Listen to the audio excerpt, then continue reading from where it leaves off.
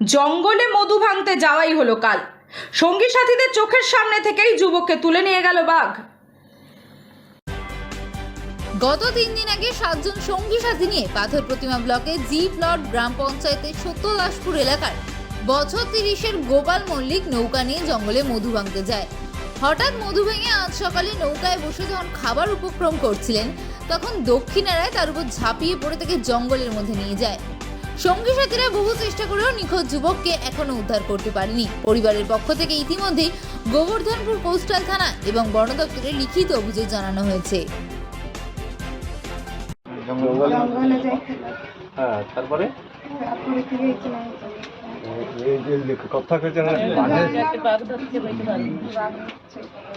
স্বামীকে বাগে ধরে নিয়ে গেছে। কবে নিয়ে গেছে?